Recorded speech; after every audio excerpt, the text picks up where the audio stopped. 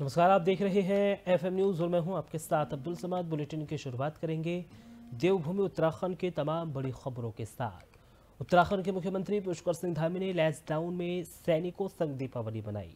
इसके लिए वो कोटद्वार पहुंचे हैं।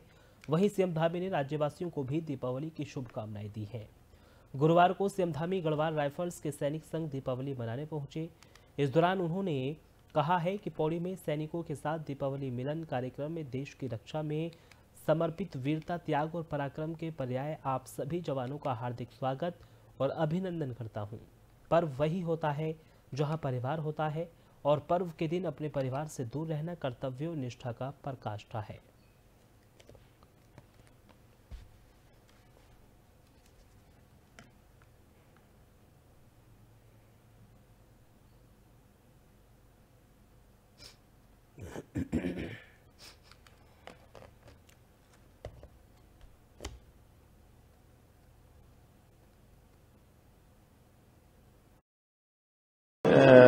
हमेशा से, चूंकि मैं एक सैनिक परिवार में पैदा हुआ हूं और एक सैनिक का पुत्र होने के नाते हमेशा से सैनिकों के बीच में, उनके परिवारों के बीच में आना मेरे लिए हमेशा ही एक बहुत ही सुखद अनुभव होता है। और ये हमारा जो गढ़वाल रेजिमेंट्स का सेंटर है, ये बहुत ही हमारा, इसका शानदार एक इतिहास रहा है, गौरवशाली इतिहास रहा है।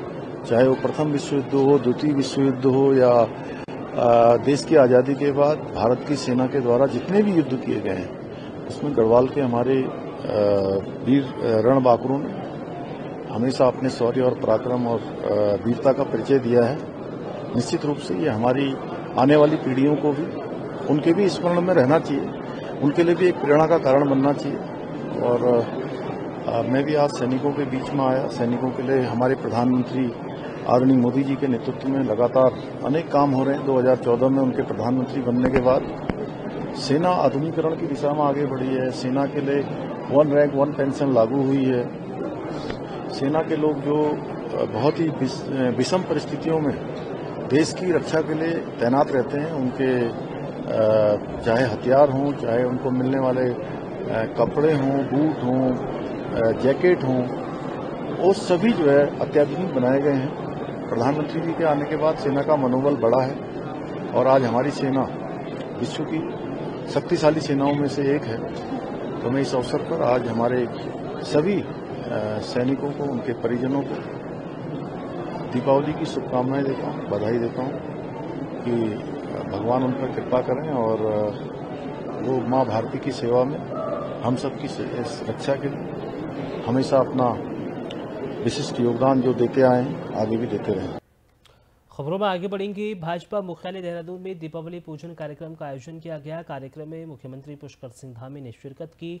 इस दौरान पार्टी मुख्यालय में दीपावली की विशेष पूजा अर्चना की गई। वहीं पूजा अर्चना के बाद मिष्ठान वितरण कर एक दूसरे को दीपावली और धनतेरस की शुभकामनाएं दी गई।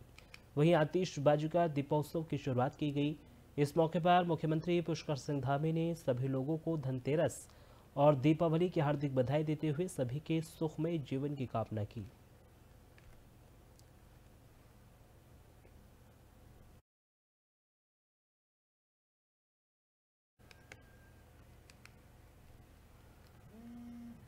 दीपावली का त्योहार शुरू होते ही गंगोत्री और यमुनोत्री धाम के कपाट बंदी की तैयारी शुरू हो गई है।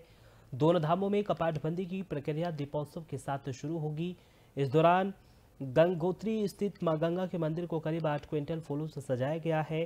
साथ ही साथ यमुनोत्री धाम में भी बुधवार से ही दीपोत्सव शुरू कर दिया गया है। चारों धामों में जमकर दिवाली का जश्न मनाया जा रहा है। आगामी 2 नवंबर को अन्नकूट के पर्व पर गंगोत्री धाम के कपाट शीतकाल के लिए बंद होंगे। और श्री पांच गंगोत्री मंदिर समिति के सचिव सुरेश शेमाल ने बताया है कि कपाट बंदी की प्रक्रिया 1 नवंबर को दीपोत्सव से शुरू होगी।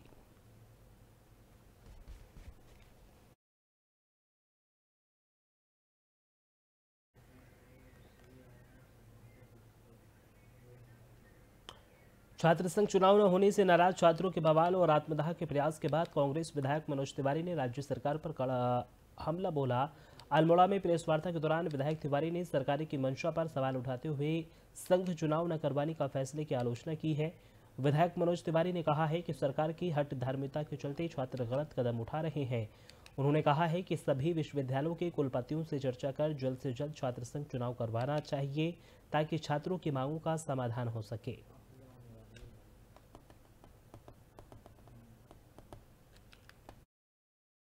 हमेशा जब छात्र संघ चुनाव हुए हैं तो हमेशा विश्वविद्यालय प्रशासन ने अपने समयानुसार तिथि घोषित करी है और छात्र संघ चुनाव को संपादित किया है। लेकिन क्या कारण है कि जो हमारा इस छात्र संघ चुनाव से जो हमारा नेतृत्व उभरता है, जो आने वाले समय में इस उत्तराखंड का भविष्य तय करता है, कई ऐसे हमारे लोग हैं जो आज विधायिका पे और संसद पे, जो हमारे विभिन्न पदों पे हैं, संसद के सांसद के पद पे हैं, विधायक के पद पे हैं, वो इसी छात्र राजनीति से आगे बढ़े हुए हैं और यहाँ से हमारा प्रथम पायदान है, सीढ़ी पायदान है और यहीं से हमारा नेतृत्व उभरता है। और क्या कारण है कि प्रदेश में बैठी हुई भारतीय जनता पार्टी की सरकार इतनी हठधर्मिता दिखा रही है और छात्र संघ चुनाव को टालना चाह रही है, जबकि चुनाव संपादित हो सकते हैं। और इससे पूर्व भी लिंगदो समिति की बात कह रही है, लेकिन लिंगदो समिति पहले भी लागू थी और इन्होंने पिछली बार भी, उससे पहले भी दिसंबर में चुनाव संपादित करवाए थे। कहीं ना कहीं भारतीय जनता पार्टी की मंशा ठीक नहीं है और भारतीय जनता पार्टी को तत्काल अपने इस छात्र संघ चुनाव को जितने भी हमारे कुलपति महोदय हैं या प्रधानाचार्य हैं, उनको छात्र संघ चुनाव कराने के लिए आदेश निर्गत करना चाहिए।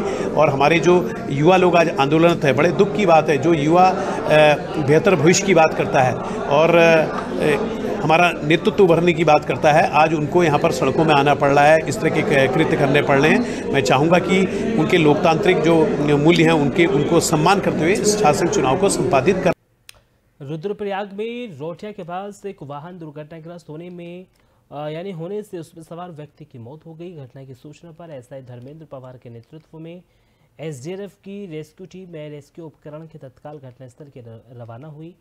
वाहन में एक ही व्यक्ति सवार था जो जवाड़ी बाईपास से होते हुए रुद्रप्रयाग की तरफ आते समय अनियंत्रित होने से लगभग 200 मीटर नीचे खाई में दुर्घटनाग्रस्त हो गया। व्यक्ति की घटनास्थल पर ही मृत्यु हो गई। एसडीआरएफ की टीम द्वारा मौके पर पहुंचकर वैकल्पिक मार्ग से होते हुए खाई में गिरे वाहन तक पहुंच बनाई गई।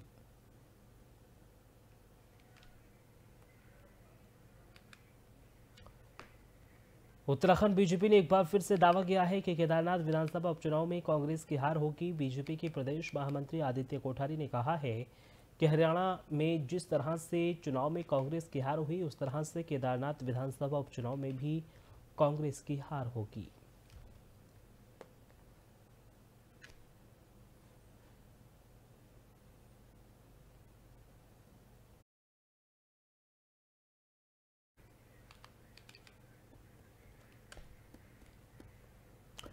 स्वास्थ्य और शिक्षा मंत्री डॉक्टर धन सिंह रावत ने शिक्षा और स्वास्थ्य विभाग से जुड़े अधिकारियों को कई महत्वपूर्ण निर्देश दिए।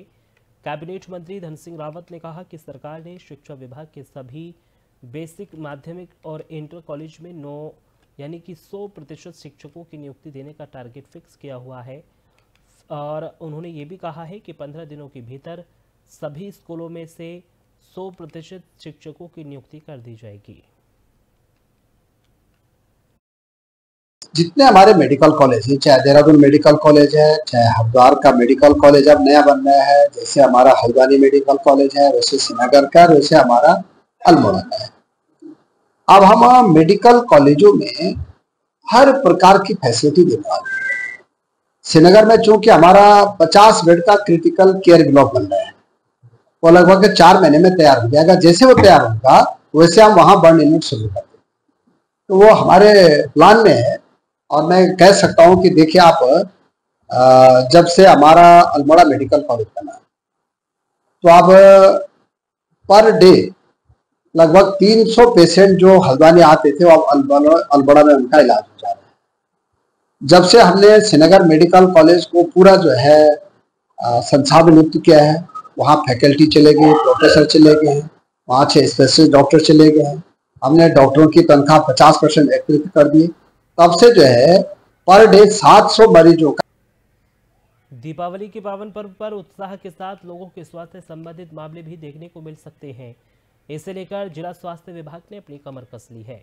इस बात पर देहरादून के सीएमओ डॉक्टर संजय जैन ने कहा है कि सभी अस्पतालों को निर्देश दिए गए हैं कि दिवाली में आग की घटनाओं को देखते हुए लोगों के सुलझने के मामले आ सकते हैं, तो मुख्य रूप से सभी अस्पताल में बर्न स्पेशलिस्ट 24 घंटे तैनात रहेंगे। उन्होंने कहा है कि सांस के संबंधित मामलों के लिए भी स्पेशलिस्ट 24 घंटे अस्पतालों में तैनात रहेंगे।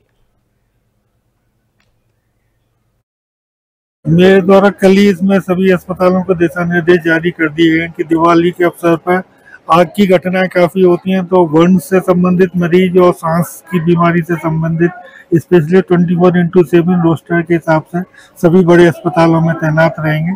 इसके लिए कल और फिलहाल इस बुलेटिन में सिर्फ इतना ही। देश और दुनिया की तमाम बड़ी खबरों के लिए आप देखते रहिए FM न्यूज़। नमस्कार।